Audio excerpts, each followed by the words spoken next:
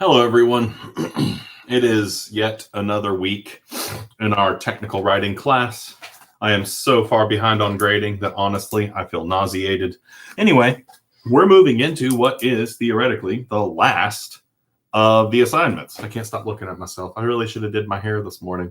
Anyway, this assignment is going to look very familiar for you guys. It's going to follow a very similar format. This is going to be another group submission effort.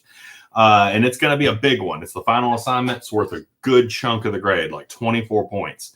So this is for like all the bananas, right? This is the Policies and Procedures Manual. Now, the Policies and Procedures Manual is going to be, it's a bear, and it should be a bear. It's the final assignment, and it's very dense, and it's going to have a lot going for it. And it's going to have some curveballs. What is a policy and procedures manual?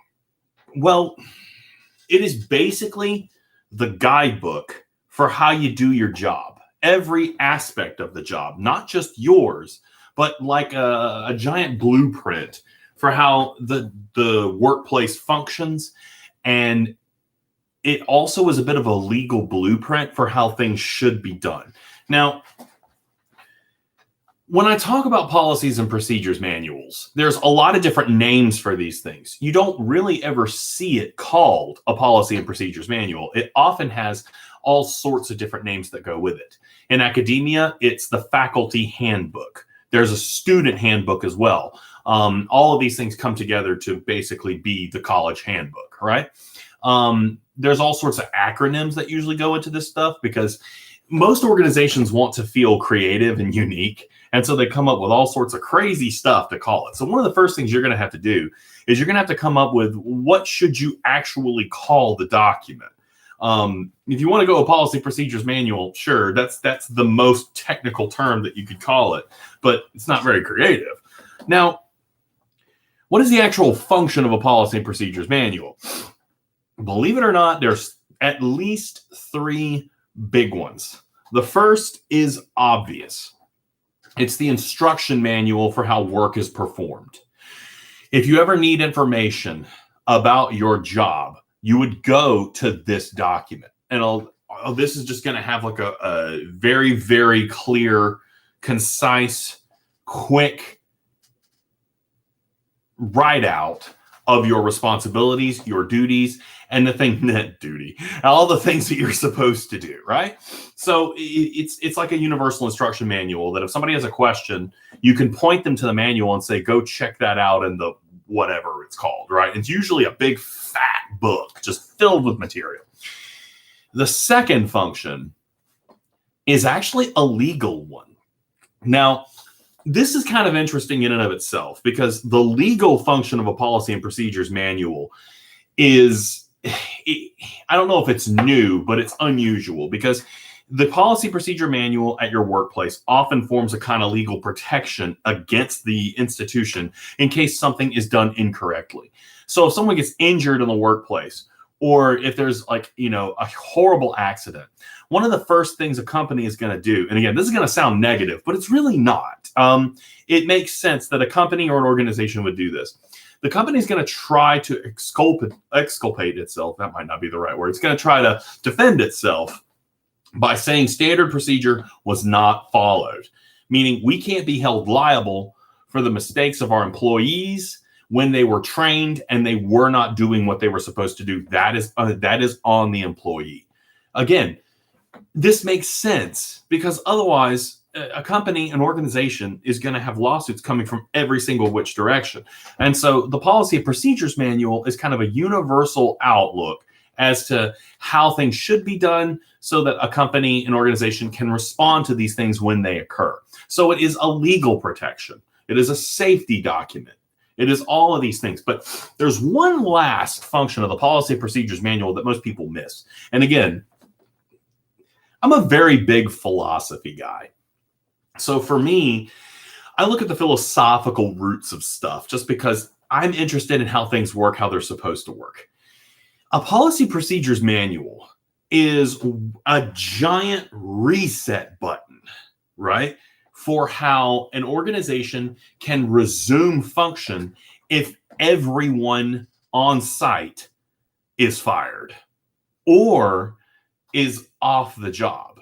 And you can think of a variety of reasons that might happen, whether it's a massive breach of some type of security, yada, yada, yada, whether it's a massive accident that occurs. If you need to completely hire a new group of people to come into an institution, the Policy and Procedures Manual is going to be the guide for them to get that place up and running again. I believe in the HBO special Chernobyl, you actually see them bring out the book to look up some aspects of the reactor. And if you've ever like studied industrial accidents, I know I have weird hobbies. When they bring in new people, they've got to have a quick reference manual so that they can begin to get things under control. That is another aspect of the Policy Procedures Manual. It is an emergency reset button in case the entire organization has to like start from scratch. Now, on that note, let's talk about the goals of the Policy and Procedures Manual assignment. And just like normal, I'm going to write these up and post it so that you have kind of a companion checklist. A Policy and Procedures Manual needs to be pretty dadgum pervasive, but I don't want you guys writing thousands of pages in the last 2 weeks. I mean, come on, I'm not Satan, right? So what I want you guys to do instead is I want you to think about your character again. What would they be responsible in the Policy and Procedures Manual? What would they write and what would they contribute? And again, just like before, if this is something you're having trouble with, let me know. I can come up with something. Even though this is a very serious type of document, we can have fun with it. And we can be a little silly as long as it's formatted well, as long as it's clear, readable, and accessible. That's what matters, because I don't know if you guys have ever sat down with a Policy Procedures Manual before. It ain't like reading a book. It is, if you were to read one of those things front to back, your head explode, right? That's an old Homestar Runner joke. If any of you guys get that, give yourself an extra David bonus point. But in any case, you need to be able to navigate it quickly, find the information you need, and put it back down. That's what this needs to be. The navigation of it is what's important. The accessibility and the fact that I don't want my head to explode when I read it. I need to be able to flip through it very quick, get an idea of what's going on, what is situated where. The workload. Take a deep breath with me. Cleansing. We are in a field. We are smelling the flowers. We are making dandelion wine, which is apparently disgusting, but does have alcohol in it. We are in a place that is safe. A refuge, 10 pages for every member of the group. Yeah, you like that? I'm like, oh, I'm so happy. Boom! 10 pages. Now, remember, you guys have done a little bit of this info mapping, and I've actually sent some of this stuff back because you've noticed the appearance of this is one of the things that's most important to me. The organization, the info mapping, that's what's important. 10 pages is a lot, but it's not like writing big, thick, nasty paragraphs. There will be you can use figures, you can subdivide, you can do heading, bullets. If you get a massive paragraph in a Policy and Procedures Manual, you have done it wrong. I just made the camera go out of focus. Oh, this thing can't capture my gloriousness. Anyway, these are all very important things. You need 10 pages for every member of the group. And just like before, if somebody's not contributing, let that page number suffer, and I'm going to come and investigate, okay? That's how I'm facilitating the groupness of this. Now, one of the big requirements for this one too, and this is going to be the nasty part. I need a good table of contents. I need to be able to flip through this. I need to be able to navigate it. Now, I know you're going to be submitting it electronically, but I need to move around the document and figure out where I am. It needs to be universalized.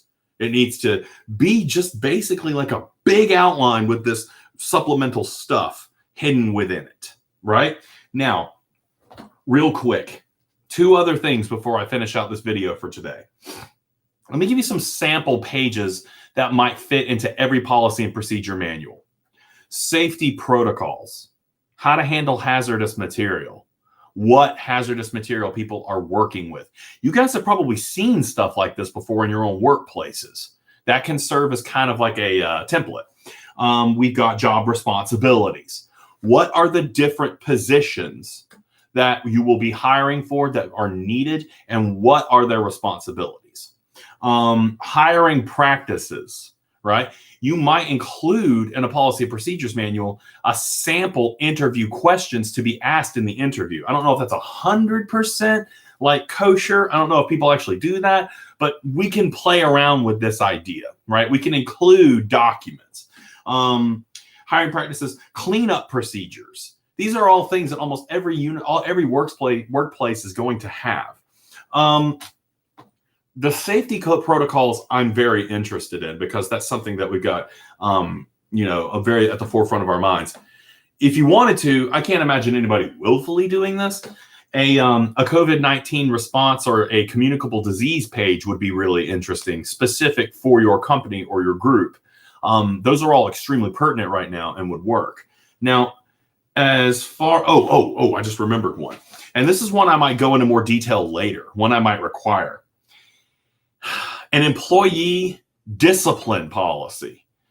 I hate employee discipline policies, but they are fascinating to craft. If you ever go online and find a company or an institution handbook or policy procedure manual, and you look at discipline policies, you'll be surprised at how much detail goes into those things because that is a legal nightmare. Now, I've talked a little bit about the legal ramifications of this. This is one of the hairiest issues that you have to hash out when you do an employee discipline policy. Years and years and years and years ago, I served briefly as a chair of the Gen Ed department, which was, the equivalent of a dean. And we looked at our discipline policy. How is it that employees are corrected when there are behaviors that do not match with policy? What are the sanctions that you deliver against them? And at what point do you actually begin the process of termination? That's a fascinating conversation. What do you specify as offenses that are immediately terminatable, right? What will you not tolerate if there's any evidence of it? There's a lot of really interesting ways that you can go about this and there are also a lot of laws that you have to take into consideration. I think in Georgia, if an employee at like a state institution presents, this could get me in trouble, but it's way too interesting to talk about. If an employee at a state institution presents as having trouble with dependency, they have certain protections. And it's different if you test for it and they're testing positive. But if you actually come out and tell your employer, I have a problem, there are some very interesting protections for you, which I think is really, really interesting. Just because somebody admits to having a dependency issue, you can't fire them outright. There's all sorts of stuff that, there's policies and stuff that are in place for that. So from a legal perspective, this is fascinating. Now, here's the part that's going to kind of tick you off a little bit. There's a lot of them in this assignment. I really want some research here. The research can come in a lot of different forms. Let's talk about a template. Now, the templates that we use for the policy and procedures manual, you've got to be careful because I don't want you to just rip policy and procedure manual templates from other institutions and copy and paste them into yours. It's going to be very tempting to do that because you can get away with it. And in fact, my experience as a chair of general education, that's what a lot of institutions do. Institutions don't necessarily want to hire legal experts to come in and give them the language that they need for a policy and procedures manual. So you'll end up modeling your language after a lot of other institutions that have already laid the groundwork. So it's one of those areas where plagiarism in the real world, it makes a lot of sense because it's a minefield of legal problems. Now, for this class, I'm going to ask you not to do that because I don't want you plagiarizing. I want you to legitimately try to write this stuff out. It's going to make it just absolutely awful, but I want you to try this language on for size. I want you to try to write legalese. right? I want you to play around with this writing. You can use templates to kind of get inspiration, but I legitimately want you to try to write in this capacity. If I see that you've taken language verbatim from another policy and procedures manual, you're not going to like what happens. All right. So on that note, to make this interesting, feel free to go in some strange directions, right? For the dispensary, what type of product do you offer and how is it stored? You can come up with all sorts of crazy stuff on that. For the race league, can you imagine the weird ways that you might discipline drivers in a racing league? You can be creative with this to try to spice it up a little bit. That's more than fine. In fact, I feel like I should almost require it, because otherwise, this is one of the single most plagiarizable things. Because a policy and procedures manual is supposed to be very vanilla and very stark and very not fun to read. And so usually it's not fun to write.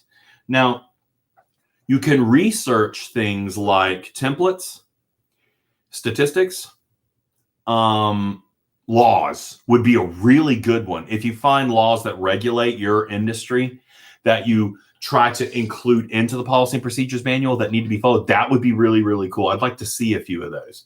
That's the most appropriate research that you might do for this. Safety concerns, you're going to find a lot on OSHA. I'll try to come up with some more to give you some more examples. But that's the type of research I want you doing for the policy procedures manual. And I think it probably would be fair. Let's say everyone has to write 10 pages of this monstrosity. If everybody comes up with 2 sources of information to contribute to one works cited list, at the end of the policy procedures manual, just make a giant works cited list in alphabetical order, formatted with MLA citations, that would be fine. That would be pretty cool. I think that would work well. So I'm going to post also a video. I have a video teaching MLA citations. You guys should already know that, but that's a big should. You might need a primer. So you're going to have to put together a pretty big works cited page together on this. We've got, I think, let me look at the date. This class, it's between the 19th and the 22nd. The other class, I'm going to put a note that the dates won't match up, because I want to try to use these videos again for the second technical writing course, which is a little cheap, but I can be cheap occasionally. We have about 2 weeks left in the course, if not a little more. Where was I going with this? We have about 2 weeks left in the course. This is going to be the thing I want you focusing on the most. I'd like to see multiple submissions for this so that I can say yay or nay and give you advice if things are going wrong, give you advice if things are going well, kind of help you write this along and along. So on that note, I think that's enough for now. I'm going to follow this up with more pointers, and templates would probably be pretty good. You should be able to go to Google and type up policy procedures manual templates. But I'll go and see if I can do some of that groundwork for you so that you can just kind of sort of like have something universal to go with. And, honestly, you can use it as a source too, if you want, so that you can kind of knock down that works cited list. I'm not going to necessarily check everyone's works cited entries. As long as there's let's say you got 5 people in a group, as long as there's 10 of them there, that's fine. But if somebody doesn't pull their weight, make it short and I'll come investigate. Anyway, I want to read some King Arthur legends. Mondays are always rough, man. How are y'all? I'm tired. Good luck on everything. We're getting close to the end, and let's get to the end.